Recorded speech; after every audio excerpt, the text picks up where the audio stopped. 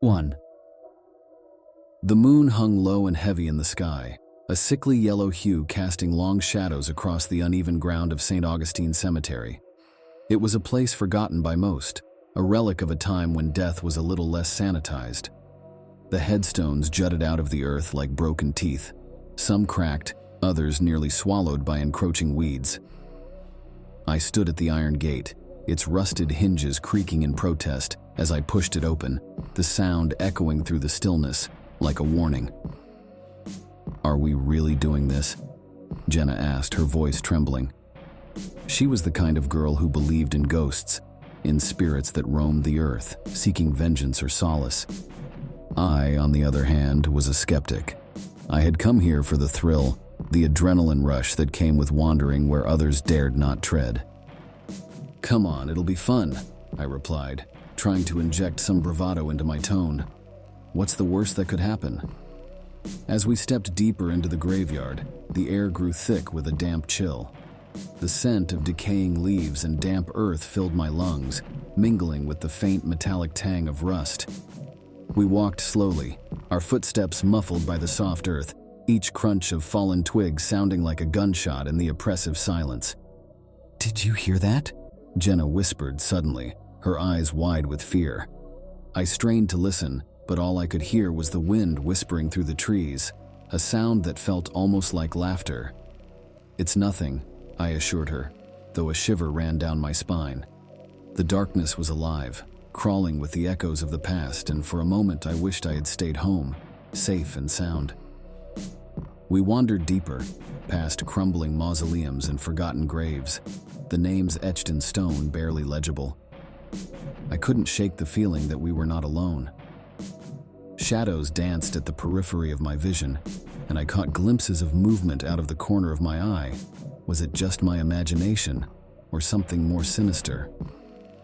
"Look over there," Jenna said, pointing to a particularly large gravestone, its surface smooth and devoid of any markings. "That one looks strange."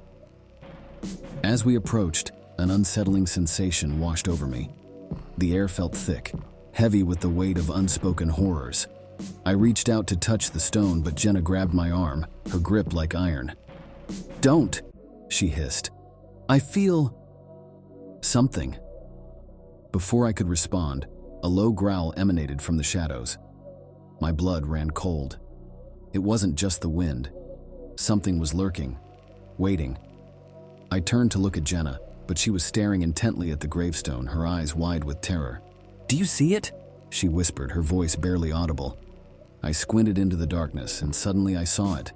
A figure, hunched over, its skin pale and mottled, like the surface of a rotting fruit.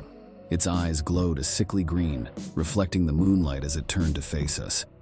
My mind screamed for me to run, but my body was frozen in place, entranced by the grotesque sight before us. "What the hell is that?" I managed to croak, my voice trembling. Jenna didn't answer. She was backing away, her breath coming in short, panicked gasps. The creature moved, its limbs contorting in a way that was utterly unnatural, as if it were made of shadows and nightmares. "Run!" I shouted, finally breaking free from my paralysis. We turned and sprinted, the ground uneven beneath our feet as we raced back toward the gate, the creature's growls echoing behind us, a cacophony of rage and hunger. "Don't look back," I yelled, but I couldn't help myself. I glanced over my shoulder, and what I saw made my heart stop. The creature was right behind us, its gnarled fingers reaching out, nails like jagged knives glistening in the moonlight. We burst through the gate, and I slammed it shut just as I felt a cold breath against my neck. We leaned against the rusted metal, gasping for air, our hearts pounding in our chests. "It can't get through," I panted, though a part of me wasn't so sure. The cemetery felt alive, its spirits awakened by our intrusion. "Did you see its face?" Jenna breathed, her eyes wide with terror. It was dead." "Let's just get out of here," I said, the urgency of the moment pressing down on me. "We can't stay. We need to leave." As we hurried down the path, I tried to shake off the feeling of dread that clung to me like a shroud. But the unease lingered, gnawing at my insides. We reached the edge of the cemetery, the streetlight illuminating the path ahead.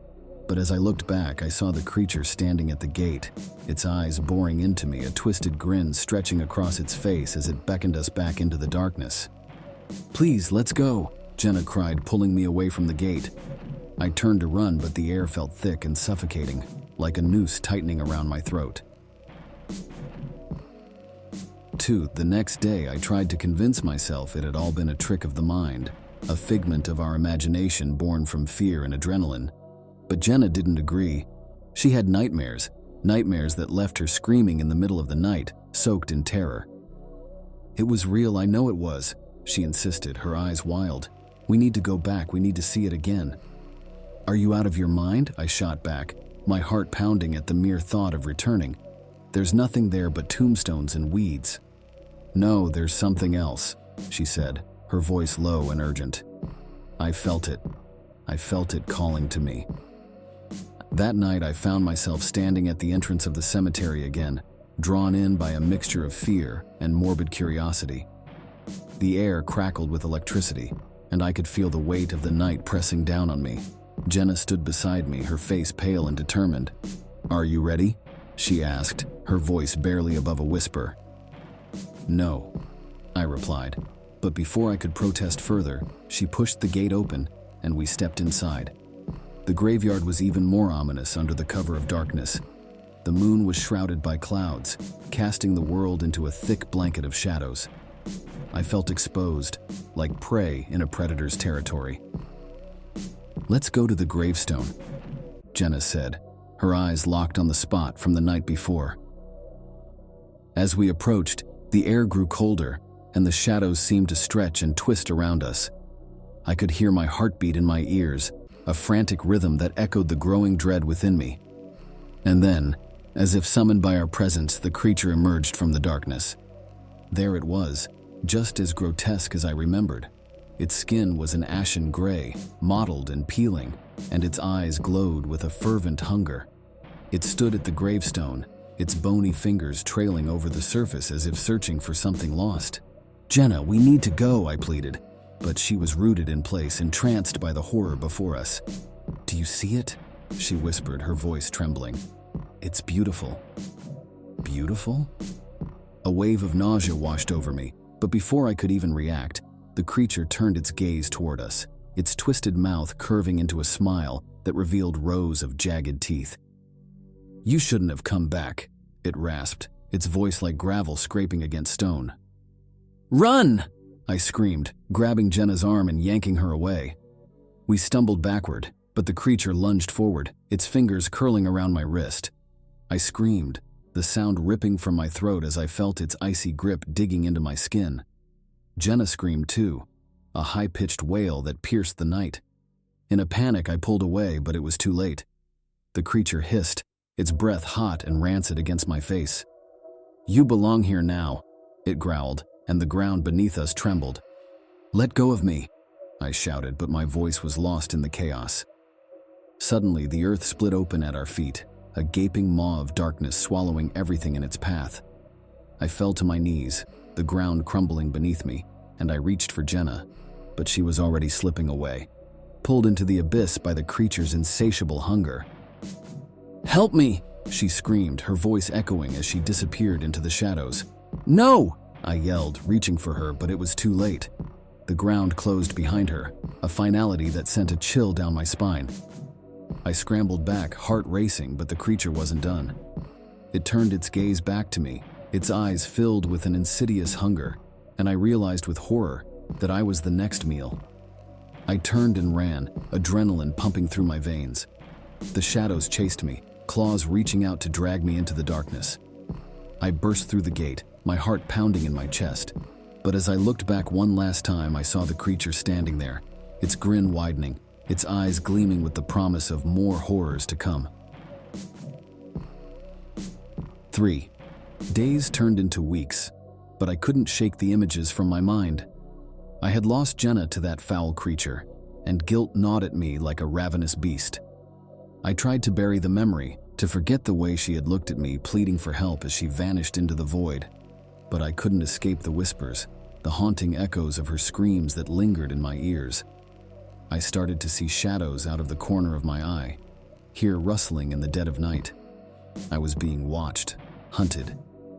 One night I lay in bed, the moonlight filtering through my window, casting eerie shapes across the walls. I heard a soft knock at my door, and my heart raced. "Jenna," I called, half hoping, half dreading. There was no answer, just silence. I got up, creeping toward the door, my hand trembling as I turned the knob. When I opened it, the hallway was empty. I stepped out, peering into the darkness, but all I found was the oppressive silence that had become my only companion. "Jenna?" I called again, but the darkness swallowed my voice. Then I heard it, a soft whisper, barely audible, drifting through the air like a ghost. "Help me." My blood ran cold. "Jenna?" I whispered, but the voice was different now, twisted and tainted. "Help me," it repeated, growing louder, echoing through the hall. I stumbled backward, panic rising within me. "No, no, no," I muttered, shaking my head as I backed away. But the whispers grew louder, engulfing me, wrapping around me like a vice. "Help me. You left me. You let it take me." I turned and ran, fear propelling me down the hallway, but the shadows clung to me, wrapping around my legs, pulling me down. I fought against them, but they were relentless, dragging me back toward that cursed graveyard, back to the creature that had claimed Jenna. I burst through the front door, the night air hitting me like a cold slap, but the weight of the darkness was too much. The shadows followed me, whispering, taunting, promising that I'd never escape. I stumbled through the streets, the moon a distant memory, and the cemetery loomed ahead, a sinister silhouette against the night sky. I could feel its pull, the magnetic force drawing me back to the place where it all began. "Help me," the voice echoed, and I realized it was coming from the graveyard. I hesitated, but the pull was too strong. I had to know what had happened to Jenna. I had to face the creature. As I entered the graveyard, the shadows enveloped me, and I felt the chill of death creeping up my spine. I could see the gravestones, but they were different now. They seemed to writhe and twist under the moonlight, a tapestry of despair. Then I saw it, the creature standing at the gravestone, its eyes gleaming with a malevolent hunger. "You came back," it rasped, its voice like nails on a chalkboard. "Where is she?" I demanded, my voice shaking. The creature leaned closer, its grin widening until it split its face in two. "She's part of me now," it said, and I felt a deep, gnawing despair settle in my gut. "And soon, you will be too." The earth trembled beneath me, and I realized with horror that the ground was opening up again, a gaping maw ready to swallow me whole. I turned to flee, but the shadows were everywhere, wrapping around me like a suffocating blanket. I could hear Jenna's voice, a haunting melody echoing in the night. "Help me," she sang, luring me closer to the grave, to the darkness that awaited. And as the ground swallowed me up, the last thing I saw was the creature's twisted grin, its eyes filled with a hunger that would never be satisfied. In the end, it wasn't just the graveyard that was haunted. It was me, forever trapped in the darkness, lost to the whispers of the dead, a prisoner of the very thing I had sought to escape.